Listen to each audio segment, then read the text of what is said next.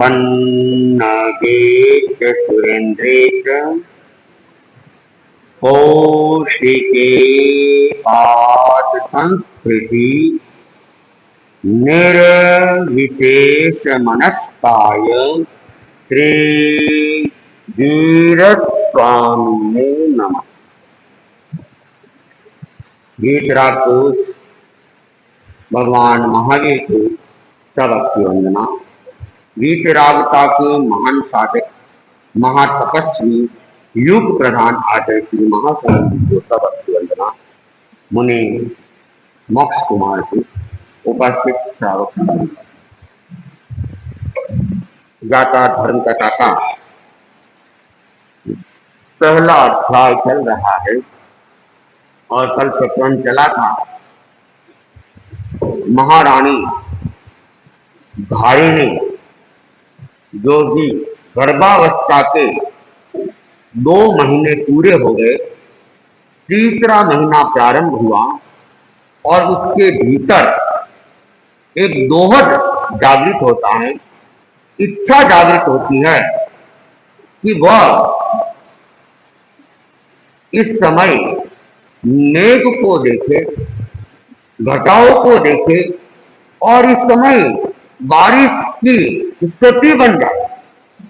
वह समय वर्षा काल का नहीं था और बिना वर्षा काल के कोई व्यक्ति वर्षा की कल्पना करे तो वह इच्छा पूरी होना बड़ा कठिन हो जाता है। धारिणी के लिए भी वह इच्छा जागृत हो गई और उसने देखा कि ऐसा तो कैसे हो सकता है। वह भी बुद्धिमान थी, समझदार थी, तो वो मन ही मन चिंतित होने लगी और चिंता के कारण से वो सूखती जा रही थी। उसके चेहरे का ओज तेज खत्म होता जा रहा था, लेकिन वह अपनी इच्छा किसी को बता नहीं गई। महाराजा सैनिक को जब पता चला, उन्होंने पूछा, क्या बात है, तुम इतनी दुखी क्यों हो, इतनी अशांत क्यों हो, इतनी गमगीन क्यों हो, तुम्हारे चेहरे के ऊपर ये चिंता की रेखाएं क्यों? लेकिन धारिणी देवी बताना नहीं चाहती थी, लेकिन बार बार जब राजा सैनिक ने आग्रह किया तब उसने अपने दोहद की बात की और सम्राट सैनिक उसने कहा, दोहद ही तो पूरा करना है, अरे इसमें कौन सी बड़ी बात है, अपने किस चीज की कमी है, मगध के सम्राट है, कोई भी इच्छा हो पूरी हो सकती। लेकिन सम्राट सैनिक को ये पता नहीं था कि इच्छा धन से पूरी होने वाली नहीं है। और जब धारिणी देवी से उन्होंने जब पूरा दोहद का बात सुनी, इच्छा सुनी, तो राजा सैनिक उसने धारिणी देवी को तो आसानित किया कि देखता हूं मैं कोई न कोई उपाय हो जाएगा और इस समय मेघ की वर्षा भी हो जाएगी, बादल भी छा जाएंगे, गंदोर छटाए भी हो जाएगी। कह तो दिया और कह के आगरा अपने सिंहासन पर बैठ गया, लेकिन अब उसके भी चिंता हो गई कि प्रकृति में परिवर्तन कैसे ला सकते हैं, कैसे धारिणी की इच्छा को पूरा किया जा सकता है। तब कौन आता है? अभय कुमार। और अभय कुमार ने प्रणाम किया और उसने भी देखा कि सम्राट सैनिक चिंताग्रस्त है। अभय कुमार ने देखा, क्या बात है, जहां मेरे जैसा महामंत्री, मेरे जैसा पुत्र और उस पिता को चिंतित होना पड़े, ये तो मेरे लिए लज्जा की बात है। और अभय कुमार ने प्रणाम करके पूछा कि क्या बात है, आप चिंतित लग रहे हो, चिंता का कारण क्या है? तब सम्राट सैनिक ने सारी बात बताई कि तुम्हारी छोटी मां को ये दोहद उत्पन्न हुआ है और इस दोहद को कैसे पूरा किया जा सकता है।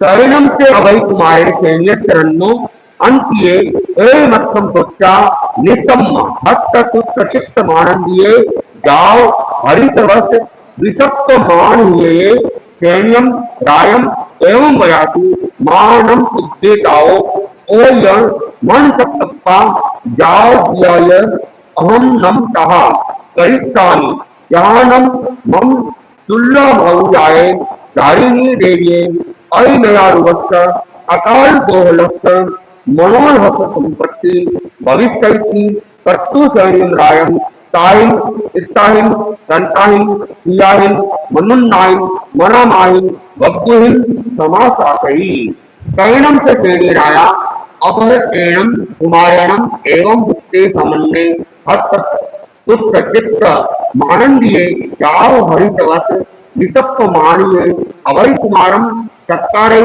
समाने परिवेक्षयी।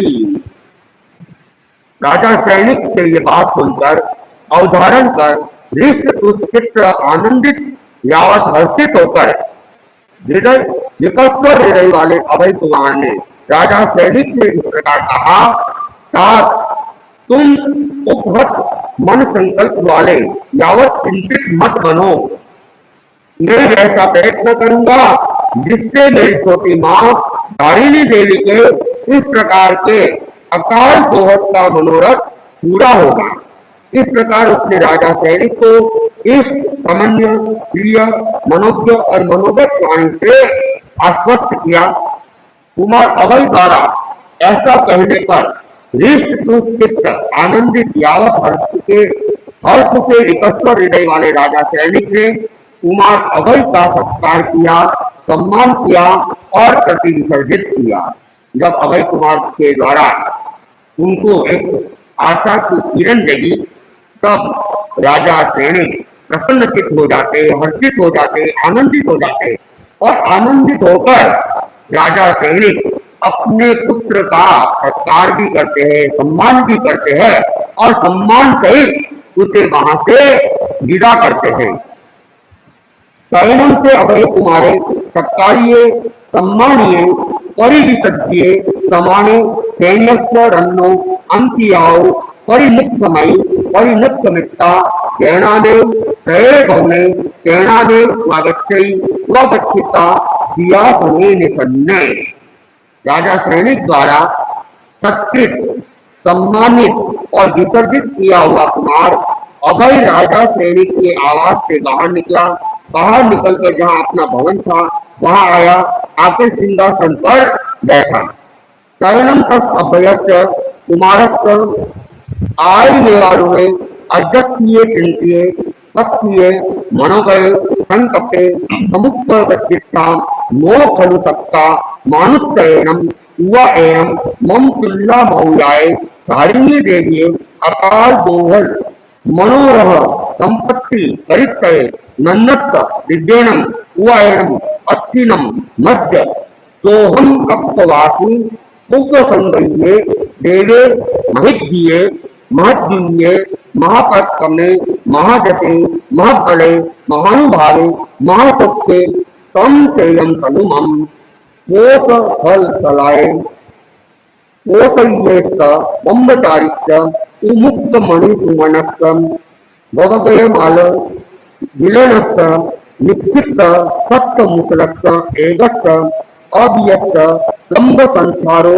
वगयश्च अच्छम भक्तम परिगिन्निता पुग्ग संगल्यम देव मनसी करेणाश्च वीरत्वे।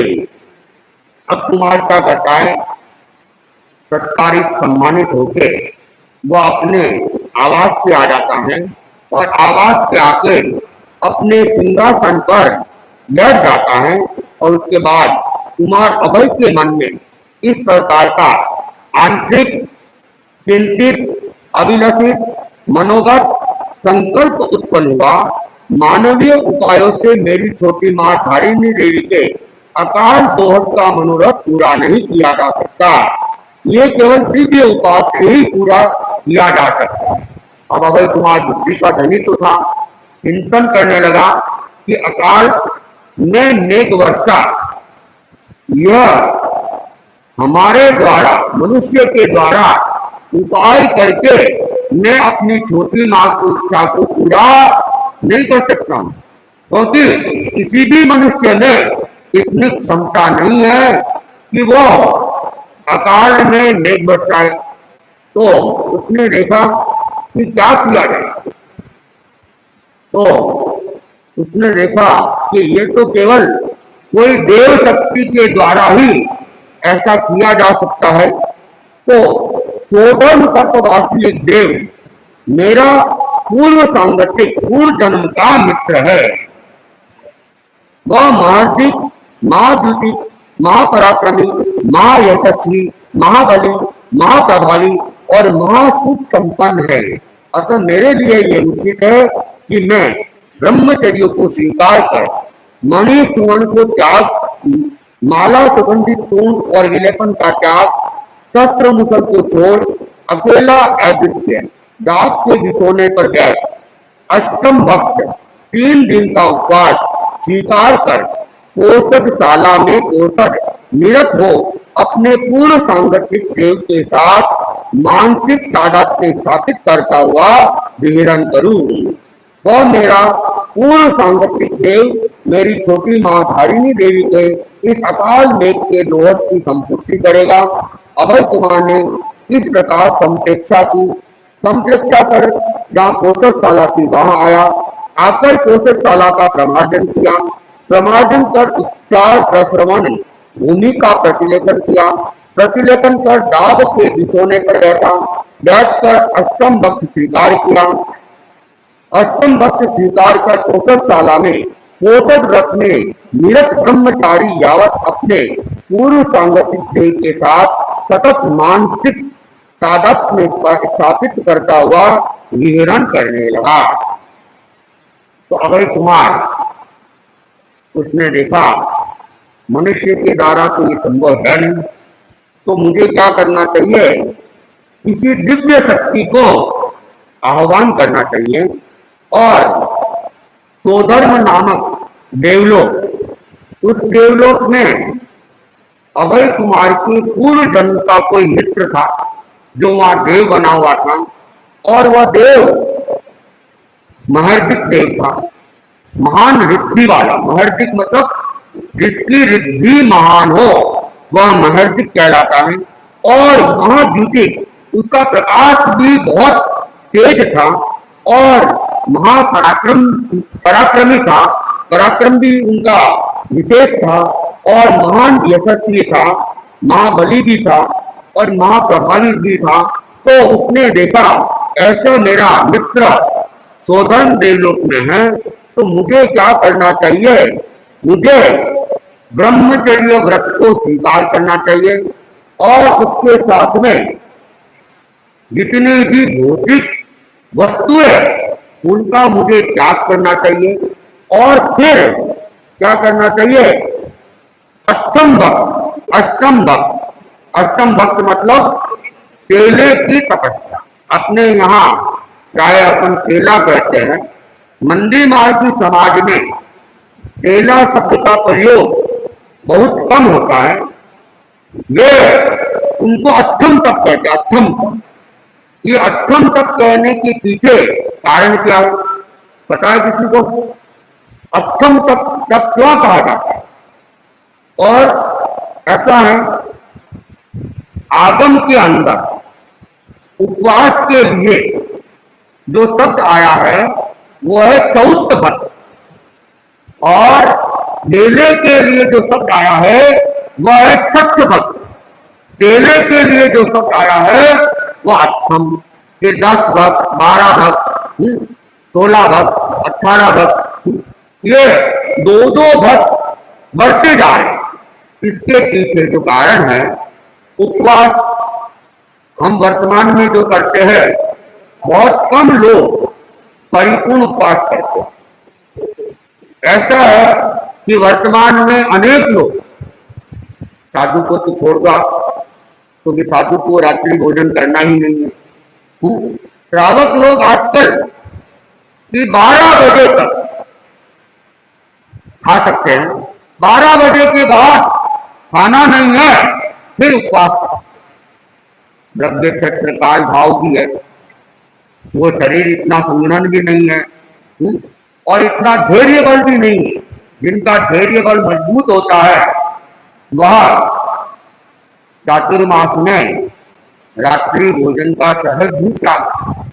और जैन परंपरा में रात्रि भोजन की बात तो है ही नहीं, फिर रात को 12 बजे से खाने की स्वीकृति आगम में ऐसा नहीं है।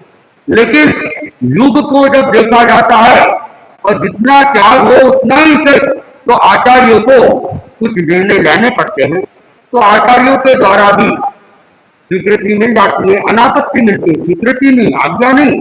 रात की आज्ञा तो हम देंगे ही नहीं, रात की आज्ञा क्या, हम तो दिन में खाने की भी आज्ञा नहीं देंगे, क्योंकि श्रावक का खाना त्याग नहीं है, असंयम है, तो स्वीकृति तो देनी नहीं है। लेकिन वर्तमान में हम जो श्रावक समाज है वह लगभग 12 बजे से उपवास करता है, जबकि आधुनिक विधि यह है कि सूर्यास्त होने से पूर्व उपवास का त्याग हो जाना चाहिए, चाहे आधा मिनट हो, 1 मिनट हो, 15 सेकंड, सूर्य अस्त होने से पहले पहले त्याग हो जाना चाहिए। और सूर्योदय के बाद, कौन सा सूर्योदय, चौथा सूर्योदय, चौथा सूर्य, यानी कि 2 अस्त सूर्य और 2 उदित सूर्य, इसकी साक्षी से उपवास किया जाता है और उसके बाद में पारणा किया जाता है। तो पहले दिन का सूर्य अस्त होने से पहले परसों सवेरे सूर्योदय तक मूलतः 4 आहार के त्याग ही उपवास में होते हैं। टीडीआर तो हमने जो गलियां निकालते हैं वो निकाली, उपवास मूलतः 14 आहार ही होता है। चौथ भक्त जिसे कहते हैं चारों आहार के होते हैं। और भगवान महावीर की जितनी तपस्या थी या जितने भी तीर्थंकर थे, जो भी तपस्या थी, 14 तपस्या थी। तो पहले दिन के सूर्यास्त से पहले क्या किया गया, एक सूर्य की साक्षी से हमने त्याग किए हैं। सुबह सूर्योदय होगा, शाम को पुनः सूर्योदय होगा, सूर्यास्त होगा, और फिर सवेरे तो कितने सूर्य, 2 अस्त हो रहे, 2 उदित हो रहे, इसलिए इसका नाम चौथ भक्त, 4 सूर्य की साक्षी से। और बाद में मेला करेगा तो फिर अगले दिन का सूर्योदय और शाम का सूर्यास्त, केला करेगा, सूर्योदय सूर्यास्त, 2 बढ़ते जाएंगे। तो केले में कितने सूर्य की साक्षी, 4 अस्त के और 4 उदय के, इसलिए केले को अष्टम तक अष्टम भक्त ये कहा जाता है, बेले को षष्ठ भक्त कहा जाता है। अपने यहाँ उन शब्दों का प्रयोग कम होता है, नहीं होता ऐसा नहीं है, होता है, कई जानकार है कहते भी है। बाकी बेला इसलिए 6 सूर्य, केला इसलिए 8 सूर्य की साक्षी से हम क्या कर रहे हैं, त्याग कर रहे हैं। तो इन्होंने भी क्या किया, अभय कुमार ने केले का निर्णय किया, और केले का निर्णय करके कहां गया, औषधशाला के अंदर। पुराने जमाने में हर नगर के अंदर एकांत साधना के लिए पुरुषों के लिए ही होती थी, वो संभवतया औषधशाला होती थी।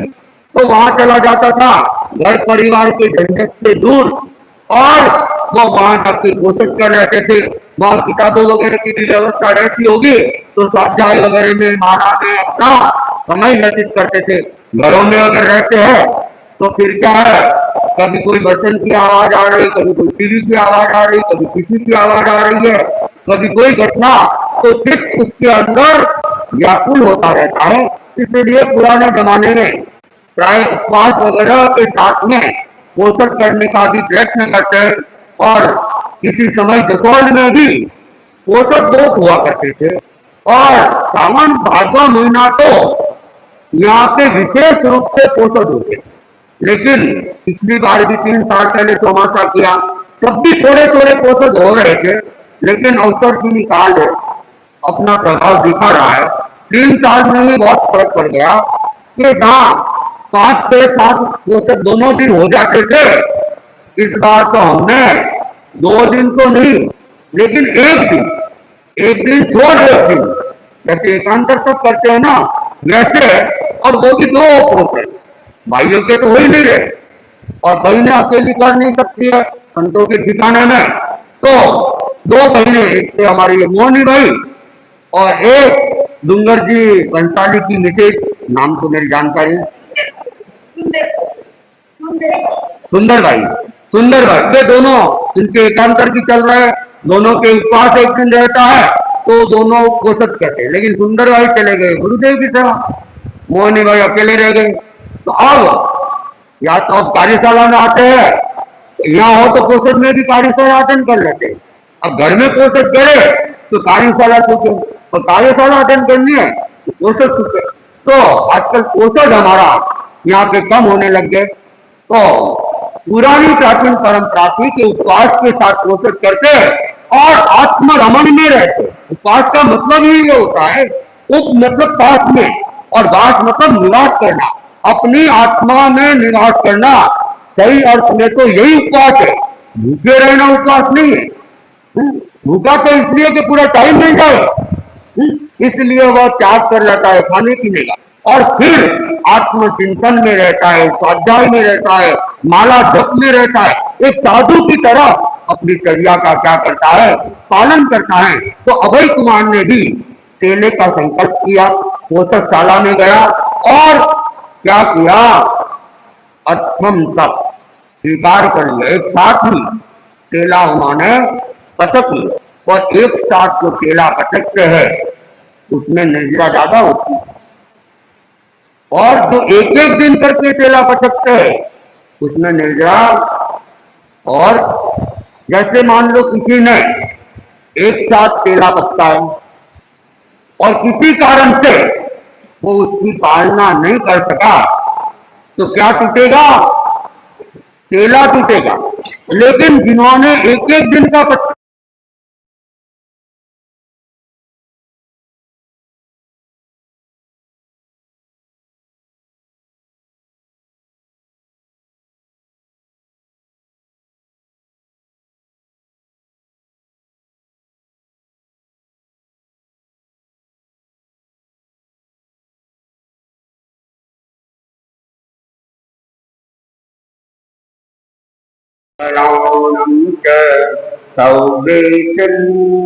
परमं हवै मंगलम, परमं हवै मंगलम।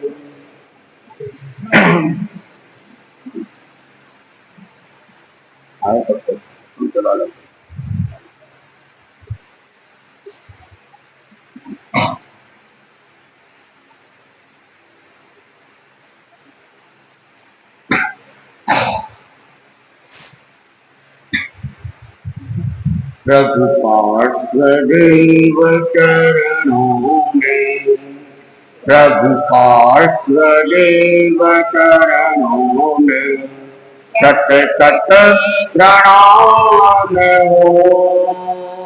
मेरे मानस के स्वामी तुम एक दान हो, तुम एक दान हो। दुनिया में देवता को है पूजेगा रहे, है पूजेगा रहे।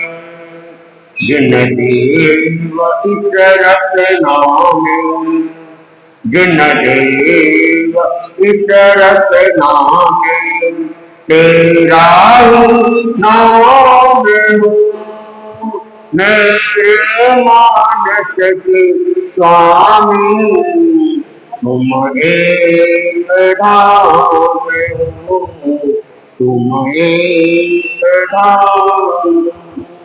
तुमसे नारायण स्वादेश और क्यों क्लेश और दिन, यह गीत रागता तेरी, यह गीत रागता तेरी, मेरा विश्राम हो मेरे मानस के स्वामी, तुम एक धाम हो, तुम एक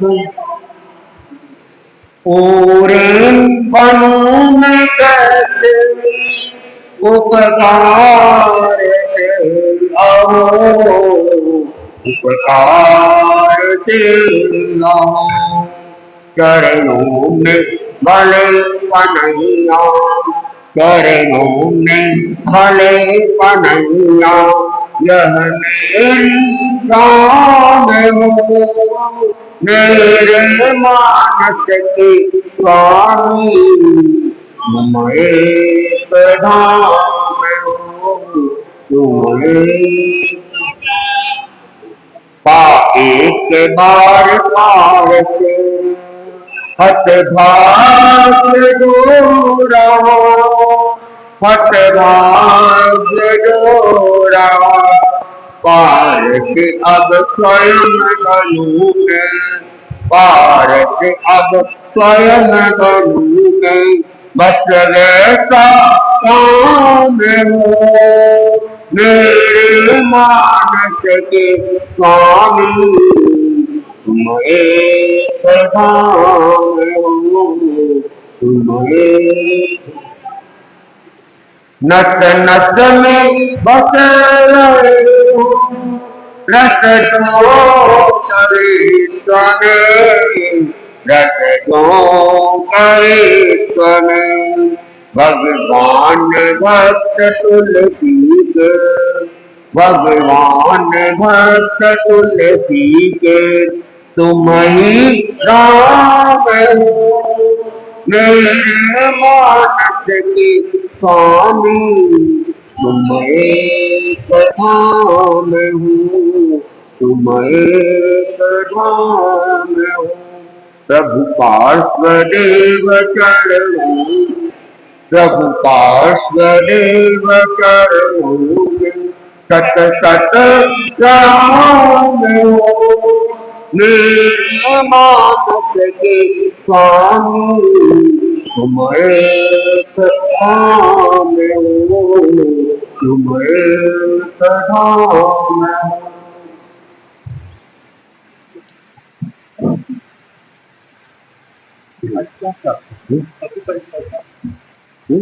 क्या आज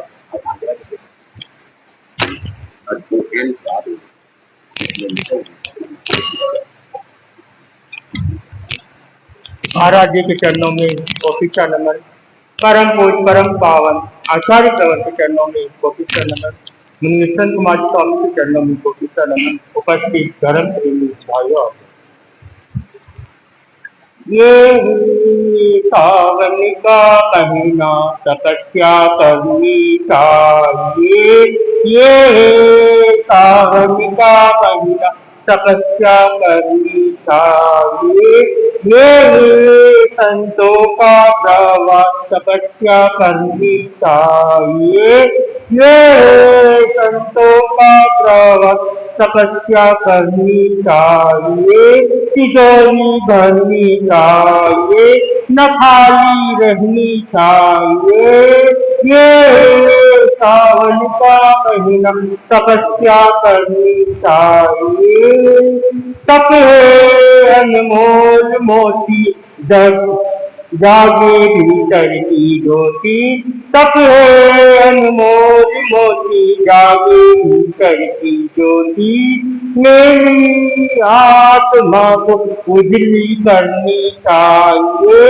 मेरी आत्मा को उजली करनी चाहिए, ये सावन का महीना तपस्या करनी चाहिए, तप से तन मन की शुद्धि होती है निर्मल बुद्धि, तप से तन मन की शुद्धि होती है निर्मल बुद्धि, सही लक्ष्य पर मंजिल को प्राप्त करना चाहिए। ये है सावन का महीना, तपस्या करनी चाहिए। 13, 16, 15, 28 तक है अनमोल। 13, 16, 15, 28 तक है अनमोल। महासमन और बड़ी तपस्या करनी चाहिए। ये है सावन का महीना, तपस्या करनी चाहिए। मन की इच्छाएं टूटे, कर्मों का बंधन टूटे। मन की इच्छाएं टूटे, कर्मों का बंधन टूटे। संजय मुनि सदा विजय तप करना चाहिए। ये सावन का महीना, तपस्या करनी चाहिए। ये संतों का प्रवास, तपस्या करनी चाहिए। तिजोरी भरनी चाहिए, न खाली रहनी चाहिए। ये सावन का महीना, तपस्या करनी चाहिए। ब्राह्मण अपना संयम मार्ग पूरा करके केवल ही प्राप्त कर मोक्ष अदाता। इसके बाद महासती सुंदरी। अब वो महासती कैसे है? जब भरत दीर्घ विजय बन के अयोध्या लौटता है, जब अयोध्या में पता चलता है कि भरत दीर्घ विजय करके शेर पंथ को जीत के अयोध्या लौट रहा है, तो नगर में एक खुशी माहौल छा जाती है, जैसे स्वर्ग जमीन पे उतर गया हो। जैसे हर घर में दिवाली मनाई जाती है और हर क्षण खुशियों के गीत गाए जाते हैं। जब भरत अयोध्या की तरफ लौटने वाला रहता है, हवा का झोंका भी भरत के चरण स्पर्श करता है, जाके वो चरण स्पर्श करके वो भी आनंद हो जाता है और पेड़ भी झुक झुक के हवा से वो उसको प्रोत्साहन करते हैं, उसके लिए अपना शीश झुकाते हैं पेड़ों में। जब कोई विजय बन के आता है तो अपार खुशी होती है। अपने बच्चे की जब कोई 10वीं में अच्छे नंबर लेके आ जाए तो अपने को कितनी खुशी होती है, ऐसे के ऐसे उसे भी बहुत खुशी होती है। अब पूरे गांव में वो उत्साह सब बन गया है। 8 दिन पहले से तैयारियां चालू हो जाती है और पूरे अयोध्या को ऐसा सजाया जाता है कि जैसे स्वर्ग को सजाया गया है। जगह जगह पे तोरण लगाना और मंगल द्वार बनाना और तुम गीतों का, जैसे बहनों में गीतों का संगान होना और भाइयों में तो जैसे कब राजा आएंगे, कब हम उनका स्वागत करेंगे, वो इंतजार करते रहते हैं। और जैसे नगर में प्रवेश होता है, पूरी गांव की भीड़ वहां एकत्रित हो जाती है राजा को देखने, उसका स्वागत करने। और जैसे ही वहां लोग इकट्ठे होते हैं, कोई गुलाल उड़ा रहा है, कोई खुशबू के फूल उड़ा रहा है, कोई स्वागत में गीत गा रहा है और कोई स्वागत में झूम झुमा रहा है, कोई गुलाल उड़ा रहा है तो कोई कुछ कर रहा है। ऐसे करके पूरा गांव उमड़ जाता है और आस पास के राज्य के राजा भी वहां पहुंच जाते हैं। अच्छा मुहूर्त देख के राजा भरत द्वार के अंदर प्रवेश करता है। जैसे ही प्रवेश करता है, महिलाएं संगीत गाती है, घर के बाहर रंगोली बनाती और अपने संगीत के नाच से उसका स्वागत करती है। तो कन्याएं उनकी आरती उतारती है और जहाँ युवक होते हैं वो गुलाल उड़ाते हैं और युवक पुष्प माला लेके उनके गले में डालने के लिए तैयार होते हैं। जैसे जैसे आगे बढ़ते हैं और फूलों से उनका रस इतना भर जाता है, उनके गले में तो भरा ही भरा पूरा रस फूलों से भर जाता है। ऐसा लगता है कोई इंद्र आज जमीन पे आया हो, कोई देवता जमीन पे आया हो। भरत का स्वागत ऐसा किया जाता है। लेकिन भरत की आंखें नमी सी रहती है, उसकी आंखें इधर उधर ढूंढती है कि सुंदरी दिखाई नहीं दे रही है। पूरा गांव उमड़ा हुआ है, सुंदरी नहीं दिखाई दे रही। और जैसे ही आगे बढ़ता है भरत, उसकी नजर एक ही तरफ रहती है, कहाँ सुंदरी है, कहाँ सुंदरी। पूरे गांव वाले उत्साह मना रहे हैं, लेकिन इसके चेहरे पे तो उत्साह तो है, आंखों में वो खुशी नहीं है। आंखें तो बस सुंदरी को ढूंढने के लिए, देखने के लिए आंखें तरस रही थी, लेकिन उसे सुंदरी कहीं दिखाई नहीं देती। उसके मन में विचार आता है, क्या हुआ, क्या बात हो गई। पूरा राज्य मेरे स्वागत में खड़ा है, मैं दिग्विजय करके आया हूँ, चक्रवर्ती बनने वाला, और सुंदरी नहीं है। सबसे पहले सुंदरी को आना चाहिए था, लेकिन वही नहीं आई। इसके मन में खूब से सवाल उठने लग जाते।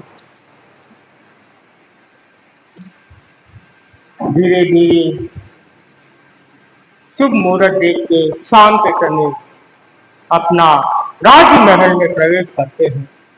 जैसे ही राजमहल में प्रवेश करते हैं, राजा जो भी आस पास के सब राजा आए थे, वो सब वहां पहुंच जाते हैं और देव के स्वरूप कोई वस्त्र लाया है, कोई हीरा पन्ना लाया है, इतना रत्न लेके आते हैं जिससे कुबेर का खजाना भर गया हो। एक दिन में कुबेर का खजाना भर गया। अयोध्या में इतना धन हो जाता है, इतना धन हो जाता है कि रखने के लिए भी जगह नहीं होती है, इतना धन इकट्ठा हो जाता है एक ही दिन। लेकिन भरत की आंखें वहां धन की तरफ नहीं जा रही है, भरत की आंखें तो सिर्फ सुंदरी को ढूंढ रही है। अब वो किससे पूछे कि सुंदरी कहाँ है, और किसको कहे कि सुंदरी के बारे में मैं पूछ सकूं। वो फिर भी किसी से कोई सवाल नहीं करता है, अपने मन में ही सवाल करता है, क्या हुआ, क्या उसको खबर नहीं पड़ी कि मैं आ रहा हूं, क्यों वह बाहर नहीं आई, क्या महल में है, कहीं चली गई। उसके मन में हजार सवाल उठते रहते। राजसभा में राजा भरत बैठा रहता है, पूरी राज्य आसपास के राजा भी बैठे रहते हैं, मंत्री, सबके मंत्री भी आए हुए वो भी बैठे हैं, सब प्रशंसा कर रहे हैं राजा की, भरत की। लेकिन उसे कोई मतलब नहीं, उसे कोई खुशी नहीं हो रही। उसे तो बस दो आंखें उस सुंदरी की तरफ ढूंढ रहा है। धीरे धीरे राज्यसभा खत्म होने आ गई। दासियों को बुलाया जाता है, दासियों को पूछा जाता है, सुंदरी कहाँ है, सुंदरी क्यों नहीं आई है स्वागत में, क्या हुआ, उसे पता नहीं है मैं आया हूं। जबकि पूरे शहर में 8 दिन से तैयारियां चल रही है और उसे पता नहीं मैं आ रहा हूं। तो दासिया कहती है, सुंदरी अपने कमरे में ही रहती है, वो बाहर नहीं निकलती है, तो पता नहीं, वो हमने तो समाचार दे दिए थे, लेकिन वो आई है नहीं आई है वो हमें अभी पता नहीं। अब वो दासियों से क्या करो, उसके मन में विचार आता है, जैसे ही राज्यसभा खत्म हो जाएगी, यहाँ का काम खत्म हो जाएगा, मैं खुद ही जाऊंगा सुंदरी से मिलने, और उसे मेरे को देख के बहुत खुशी होगी, अपार खुशी होगी। ये सोच के वो वहां से बैठा रहता है। और इधर राजाएं और भी तो अपनी अपनी प्रस्तुतियां देते हैं, खुशियां मनाते हैं, और प्रजा भी अपनी खुशियां जताना जताना चाहती है, लेकिन राजा का मन नहीं रहता है। राजा का मन तो वही रहता है कि मेरे को सुंदरी के यहाँ जाना है, इसके महल में जाना है, इसको एक बार देखना है, वो क्यों नहीं आई इससे प्रश्न करना है। उसका मन वहीं अटका हुआ रहता है। कुछ समय बीत जाती है, जैसे सब सभा खत्म होती है, उसके पहर सुंदरी के कमरे की तरफ चल पड़ते। तो दूसरी रानियां आ जाती है भरत के सामने। भरत को कहती, आप कहाँ जा रहे हो? हम भी तो स्वागत में खड़े हैं। आप जब और रानियां कहती, हम भी स्वागत में खड़े हैं, तो राजा को तो अब जाना ही पड़ेगा, रानियां बुला रही है। और वो राजा उन रानियों के साथ चला जाता है। कुछ समय बीतता है, लेकिन उसका मन तो वहीं भी नहीं लग रहा। उसका मन तो वहीं अटका हुआ है कि मैं एक बार सुंदरी से जाऊं, मिलूं, उससे बात करूं और उससे पूछूं कि तुम क्यों नहीं आई स्वागत में।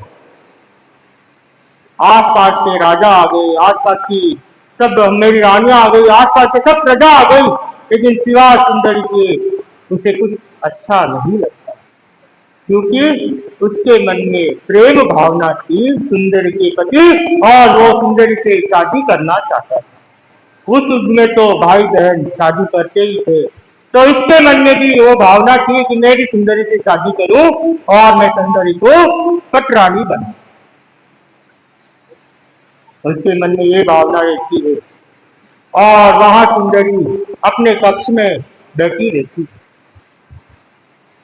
राजा जैसे ही रानियों से अपनी बात खत्म करके आगे बढ़ने लगता है,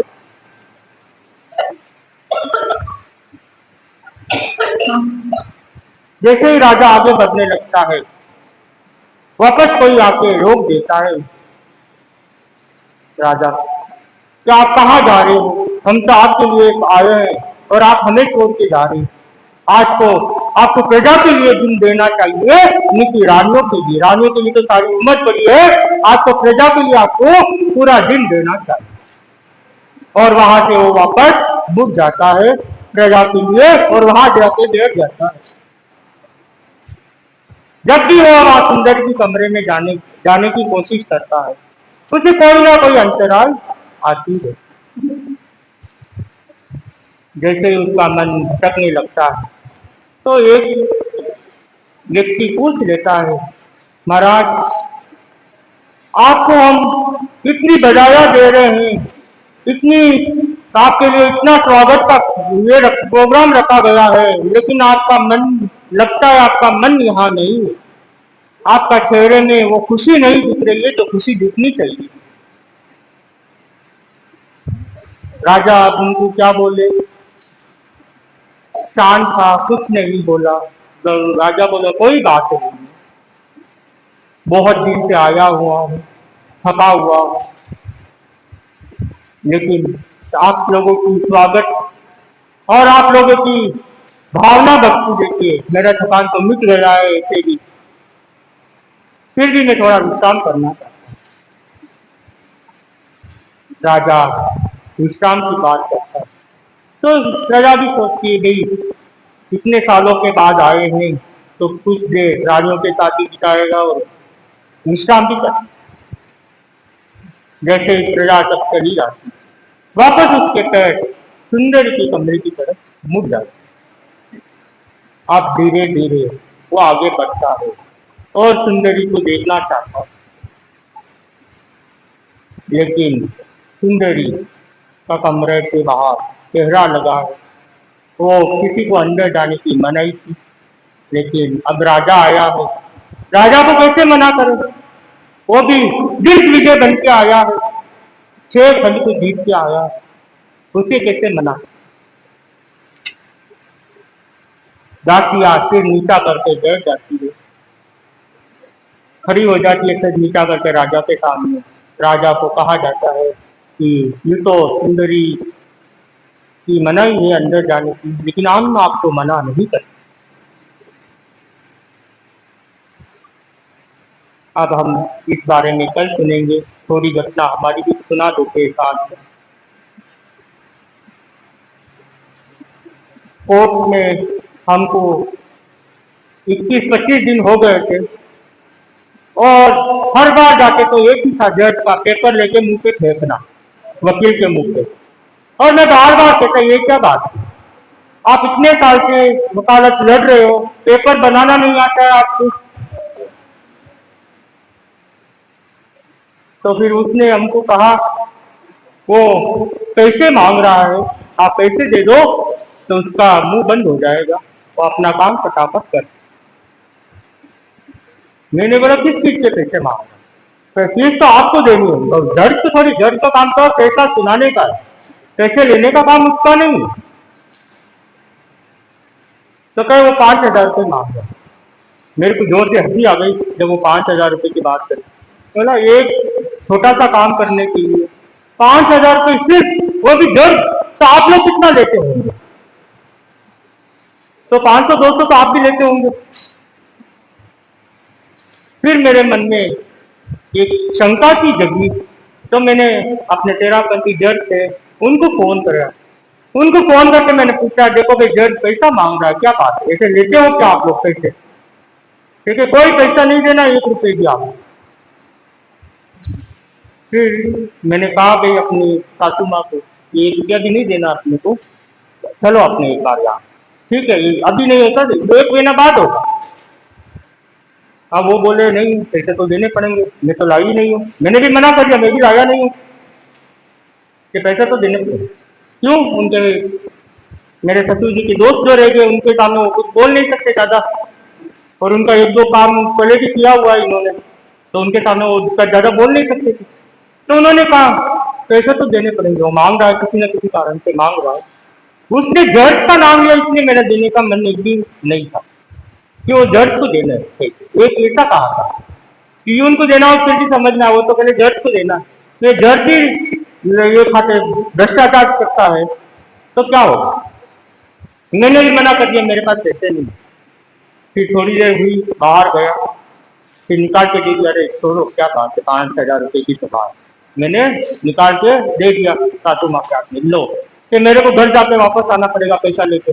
मैं अगर आप घर जाने की जरूरत नहीं, ये पकड़ो 5,000, मैं तो नहीं दूंगा, आप जानो, वो जाने, आपका काम जाए। और मैं वहां से चला गया। जाने के बाद मैं उनके जज के यहाँ से सीधा चला, वहां जाकर मैंने बात कि ऐसी ऐसी बात है, वो पैसा मांग रहा है। कि जज कोई पैसा नहीं मांगता है, आपके वो वकील को ही खाना होगा, उसने ही मांगा होगा। मतलब जो भी मांगा देना वाला दे दिए, हो गया काम। अब क्या करना है, 12 बार तारीख पे तारीख दिए जा रहे हमको। तो उन्होंने कहा उनके फोन नंबर नाम कुछ पता है? नहीं, ना तो नाम पता है ना कुछ पता है मेरे को। भाई ठीक है, मैं बोले शाम तक आपको मैं नाम पता करके बताता हूँ। फिर मैंने फोन आस पास में फोन करके वकील साहब से सब फोन किए, फोन करके नंबर लिए, वो नंबर मैंने जज साहब को दिए। जज साहब ने जज साहब से बात कि इनका काम जल्दी कर लो, इनको साधु बना लेना है, संसार का देना है। तो उन्होंने कहा उनकी तो पशु की डेट दी हुई है, देखता हूँ। फिर मेरे पास वापस फोन आया कि उन्होंने कहा देखता हूँ। फिर मैं उन्होंने देखता हूँ का मतलब तो आगे ही बढ़ना है, डेट आगे तो मिलनी नहीं है। तो फिर उन्होंने कहा हम जज है, हम डायरेक्ट फैसला किसी को नहीं सुनाते, आपका फाइनल हो जाएगा। फिर भी आपको हम नहीं बैठाएंगे, कल आपका फाइनल करने वाले, बस ऐसे ही कहेंगे देखता। अगले दिन फोन आया मेरे पास कि घर के परिवार वालों से किसी को लेके आना है। मैंने कहा मेरा परिवार से तो कोई नहीं है, और रहता भी कोई नहीं है पूरे राजस्थान में।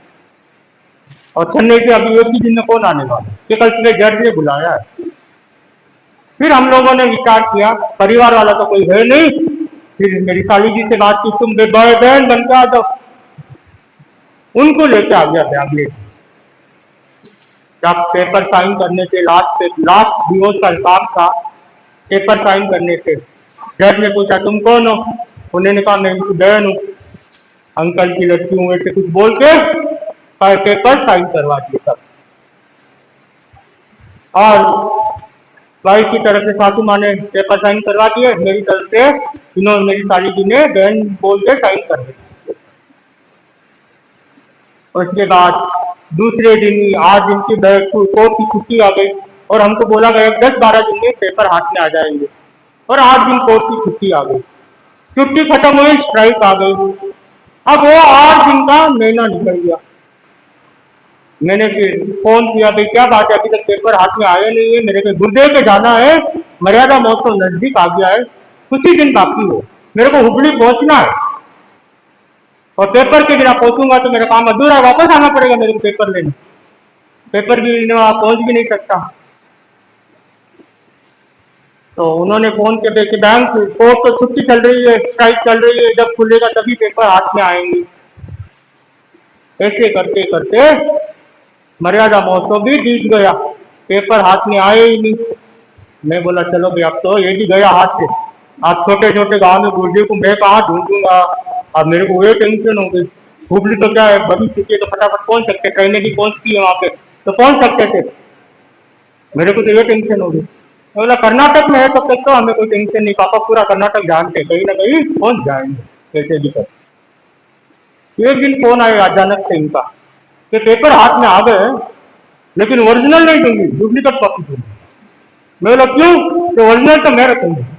मैं बोला पागल की तरह मत करो, उसको बोलो दो पेपर बनाए, एक तुम रख लेना, एक मेरे को दे। तो उसने बोला एक ही दूंगा। अरे उसको मैं बोला 200-500 ज्यादा दे दो लेकिन दो बनाओ पेपर, कि आपके भी काम आ जाए मेरे भी काम।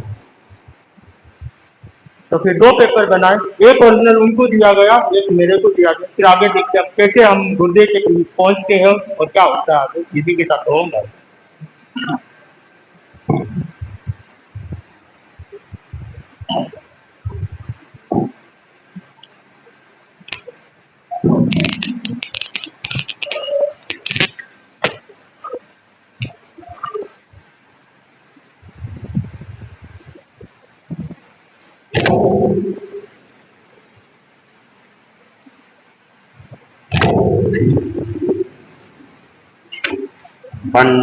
पन्नगेश सुरेंद्रेश कौशिकेपाद संस्कृति निर्विशेष मनस्काय श्री वीरस्वामी नमः। गीतराज को भगवान महावीर को सबकी वंदना। वीतरागता के महान साधक महातपस्वी युग प्रधान आचार्य श्री महासंघ को सबकी वंदना। मुनि मोक्ष कुमार की उपस्थित श्रावक जाता धर्म कथा का पहला अध्याय चल रहा है और कल प्रकरण चला था महारानी धारिणी जो भी गर्भावस्था के 2 महीने पूरे हो गए, तीसरा महीना प्रारंभ हुआ और उसके भीतर एक दोहद जागृत होता है, इच्छा जागृत होती है कि वह इस समय मेघ को देखे, घटाओं को देखे और इस समय बारिश की स्थिति बन जाए। वह समय वर्षा काल का नहीं था और बिना वर्षा काल के कोई व्यक्ति वर्षा की कल्पना करे तो वह इच्छा पूरी होना बड़ा कठिन हो जाता है। धारिणी के लिए भी वह इच्छा जागृत हो गई और उसने देखा कि ऐसा तो कैसे हो सकता है।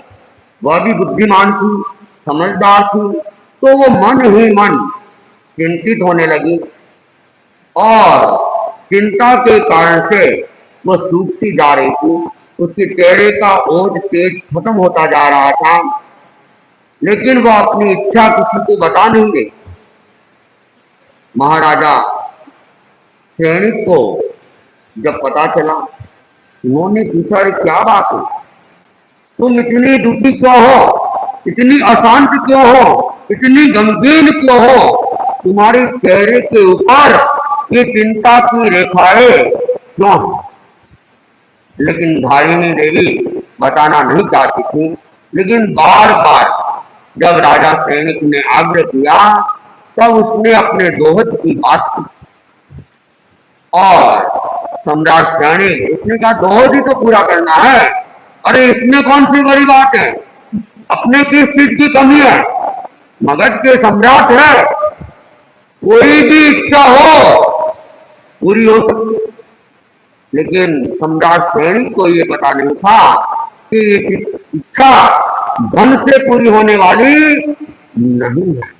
और जब धारिणी देवी से उन्होंने जब पूरा दोहर का बात सुनी, इच्छा सुनी, तो राजा सैनिक उसने धारिणी देवी को तो आसान्वित किया कि देखता हूं मैं, कोई न कोई उपाय हो जाएगा और इस समय मेघ की वर्षा भी हो जाएगी, बादल भी छा जाएंगे, गंदोर छटाए भी हो जाएगी।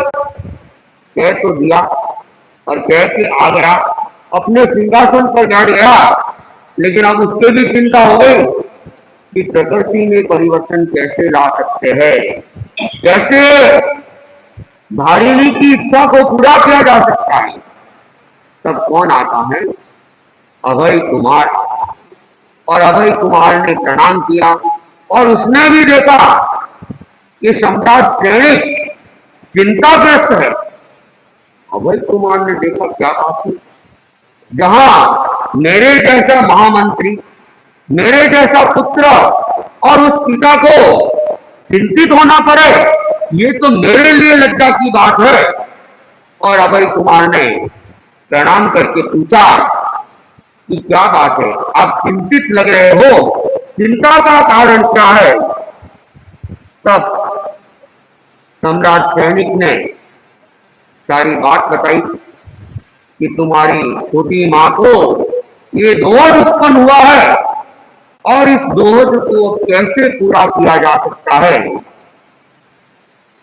शरणम से अभय कुमार सैन्य शरणो अंत्ये एवमर्थम सोचा निसम्म हस्त पुत्र चित्त मानंदिये जाओ हरितवस विषप्त मान हुए सैन्यम रायम एवं बयातु मानम उद्देताओ ओयन मन सप्तप्पा जाओ दियाय अहम नम तहा करिष्यामि ज्ञानम मम तुल्य भौजाय धारिणी देवी अयनयारुवस्य अकाल दोहलस्य मनोहस संपत्ति भविष्यति कर्तु सैन्यम रायम ताहिम इत्ताहिम संताहिम कियाहिम मनुन्नाहिम मनामाहिम बब्बुहिम समासाकई। कैणम से तेणे राया अपहृतेणम कुमारेणम एवं भुक्ते समन्ने हस्त पुत्र चित्त मानंदिये जाओ हरितवस विषप्त मानिये अभय कुमारम सत्कारे समाने परिवेक्षयी। राजा सैनिक से ये बात सुनकर अवधारण कर हृष्ट आनंदित यावत हर्षित होकर हृदय विकस्वर हृदय वाले अभय कुमार ने राजा सैनिक से इस प्रकार कहा, तात तुम उपहत मन संकल्प वाले यावत चिंतित मत बनो, मैं ऐसा प्रयत्न करूंगा जिससे मेरी छोटी मां धारिणी देवी के इस प्रकार के अकाल दोहत का मनोरथ पूरा होगा। इस प्रकार उसने राजा सैनिक को इस सामान्य प्रिय मनोज्ञ और मनोगत वाणी से आश्वस्त किया। कुमार अभय द्वारा ऐसा कहने पर हृष्ट आनंदित यावत हर्ष से विकस्वर हृदय वाले राजा सैनिक ने कुमार अभय का सत्कार किया, सम्मान किया और प्रति विसर्जित किया।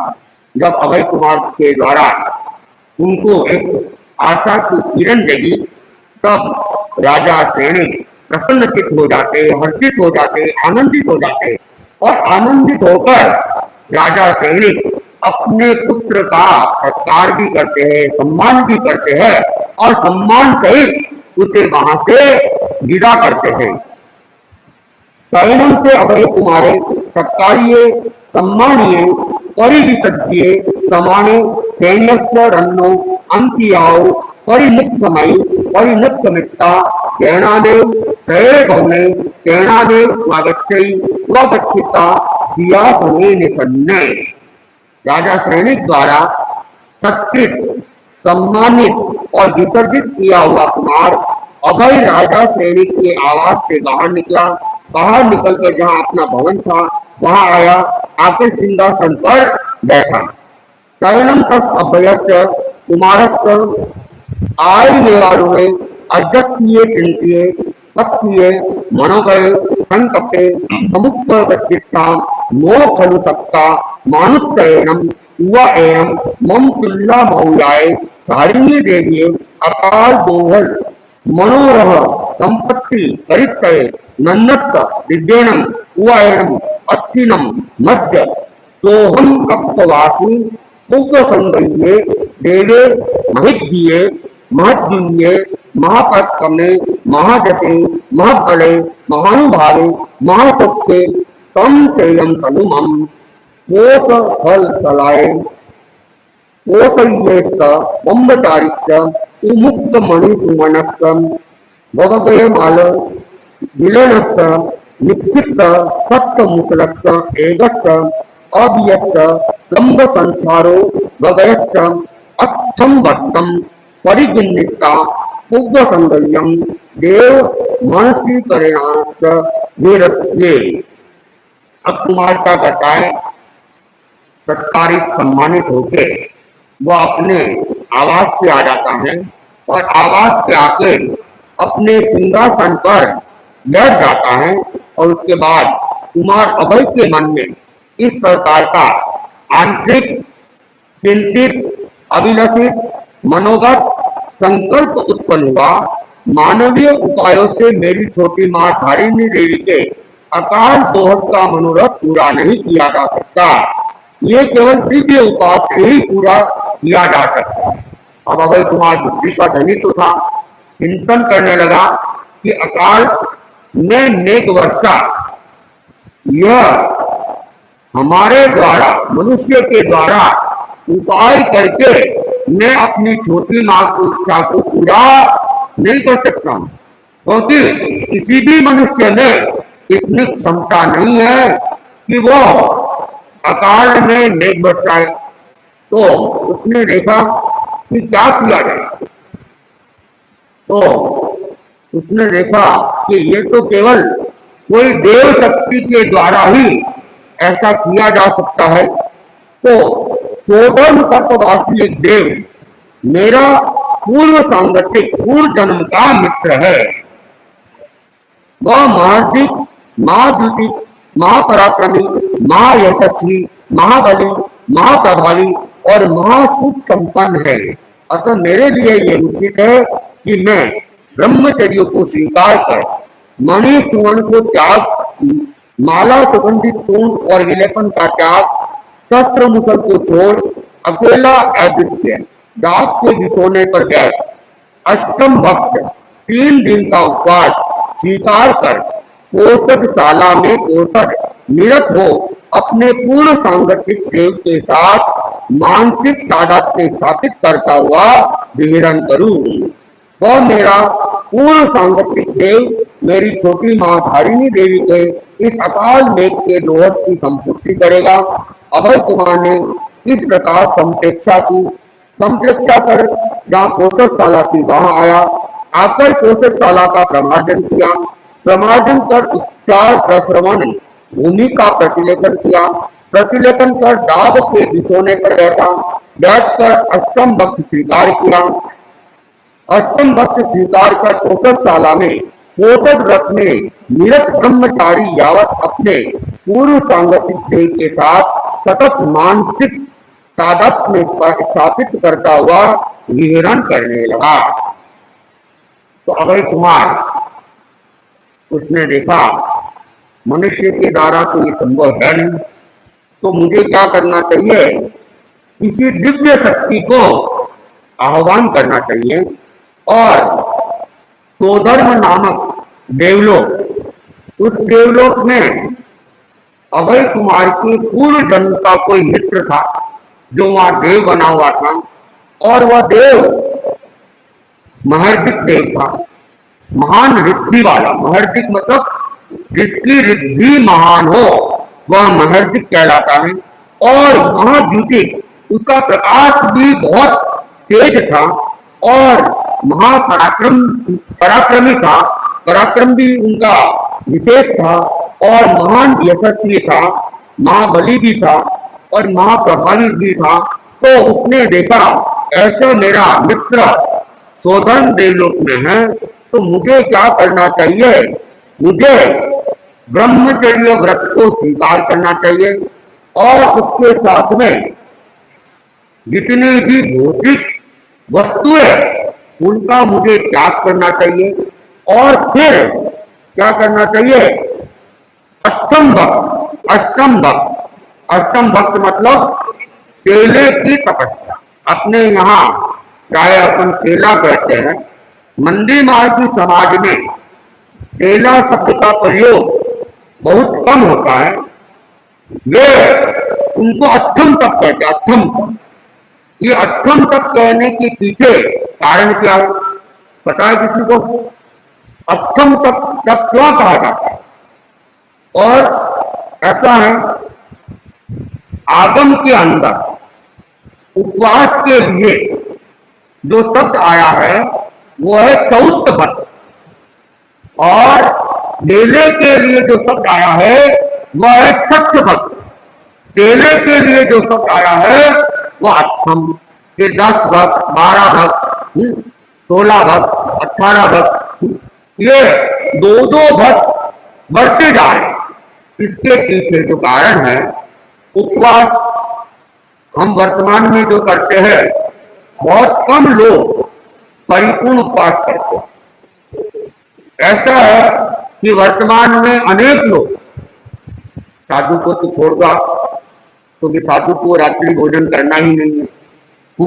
श्रावक लोग आजकल कि 12 बजे तक खा सकते हैं, 12 बजे के बाद खाना नहीं है, फिर उपवास। द्रव्य क्षेत्र काल भाव भी है, वो शरीर इतना संगठन भी नहीं है, और इतना धैर्य बल भी नहीं है। जिनका धैर्य बल मजबूत होता है वह चातुर्मास में रात्रि भोजन का सहज भी त्याग। और जैन परंपरा में रात्रि भोजन की बात तो है ही नहीं, फिर रात को 12 बजे तक खाने की स्वीकृति आगम में ऐसा नहीं है। लेकिन युग को जब देखा जाता है और जितना त्याग हो उतना ही से, तो आचार्यों को कुछ निर्णय लेने पड़ते हैं, तो आचार्यों के द्वारा भी स्वीकृति मिल जाती है, अनापत्ति मिलती है। स्वीकृति नहीं, आज्ञा नहीं। रात की आज्ञा तो हम देंगे ही नहीं। रात की आज्ञा क्या, हम तो दिन में खाने की भी आज्ञा नहीं देंगे, क्योंकि श्रावक का खाना त्याग नहीं है, असंयम है।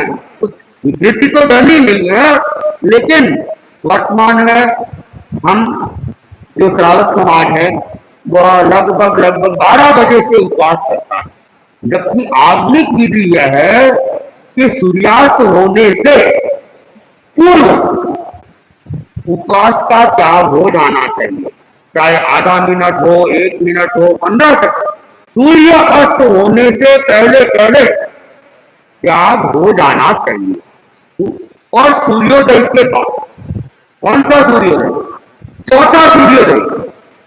चौथा सूर्य यानी कि 2 अस्त सूर्य और 2 उदित सूर्य, इसकी साक्षी से उपवास किया जाता है और उसके बाद में पारणा किया जाता है। तो पहले दिन का सूर्य अस्त होने से पहले परसों सवेरे सूर्योदय तक मूलतः 4 आहार के त्याग भी उपवास में होते हैं। 3 आहार तो हमने जो गलियां निकालते हैं वो निकालिए। उपवास मूलतः 14 आहार ही होता है। चौथ भक्त जिसे कहते हैं, चारों आहार के होते हैं। और भगवान महावीर की जितनी तपस्या थी, या जितने भी तीर्थंकर थे, जो भी तपस्या थी, 14 तपस्या थी। तो पहले दिन के सूर्यास्त से पहले क्या किया गया? एक सूर्य की साक्षी से हमने त्याग किए हैं। सुबह सूर्योदय होगा, शाम को पुनः सूर्योदय होगा, सूर्यास्त होगा, और फिर सवेरे तो कितने सूर्य? 2 अस्त हो रहे हैं, 2 उदित हो रहे हैं। इसलिए इसका नाम चौथ भक्त, 4 सूर्य की साक्षी से। और बाद में मेला करेगा तो फिर अगले दिन का सूर्योदय और शाम का सूर्यास्त। केला करेगा, सूर्योदय सूर्यास्त, 2 बढ़ते जाएंगे। तो केले में कितने सूर्य की साक्षी? 4 अस्त के और 4 उदय के। इसलिए केले को अष्टम तप, अष्टम भक्त ये कहा जाता है। बेले को फर्स्ट बॉक्स कहा जाता है। अपने यहाँ उन शब्दों का प्रयोग कम होता है, नहीं होता ऐसा नहीं है, होता है, कई जानकार है कहते भी है।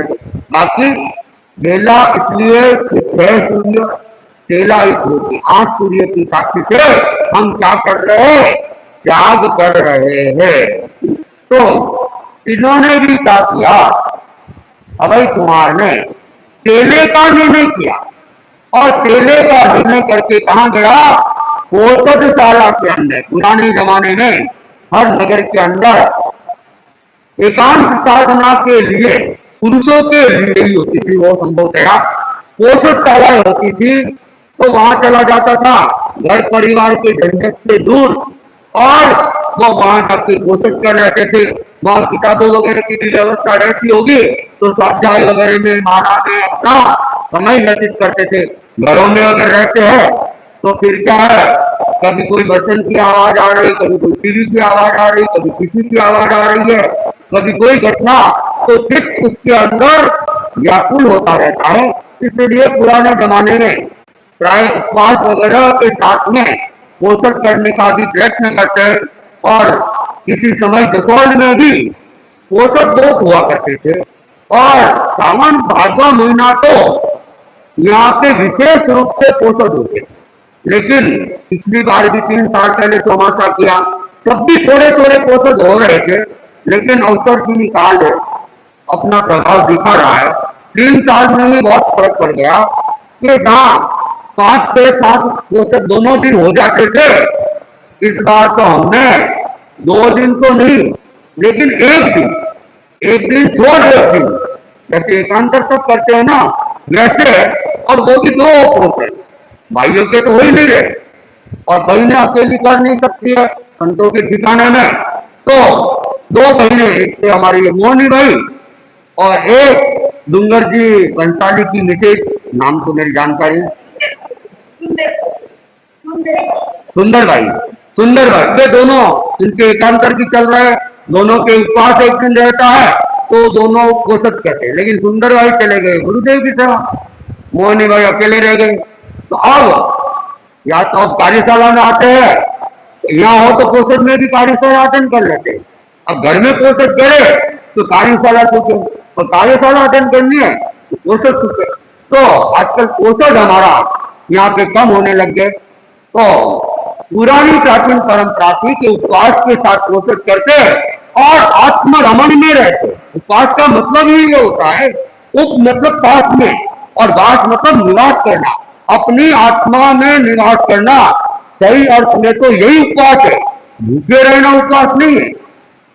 भूखा तो इसलिए कि पूरा टाइम मिल जाए, इसलिए वह त्याग कर लेता है खाने पीने का, और फिर आत्मचिंतन में रहता है, स्वाध्याय में रहता है, माला जप में रहता है, एक साधु की तरह अपनी चर्या का क्या करता है, पालन करता है। तो अभय कुमार ने भी केले का संकल्प किया, पोषकशाला में गया और क्या किया, अथम तप स्वीकार कर लिया। एक साथ ही केला उन्होंने पटक लिया, और एक साथ जो केला पटकते हैं उसमें निर्जरा ज्यादा होती है, और जो एक एक दिन करके केला पटकते हैं उसमें निर्जरा। और जैसे मान लो किसी ने एक साथ केला पटका है और किसी कारण से वो उसकी पालना नहीं कर सका, तो क्या टूटेगा, केला टूटेगा। लेकिन जिन्होंने एक एक दिन का पटका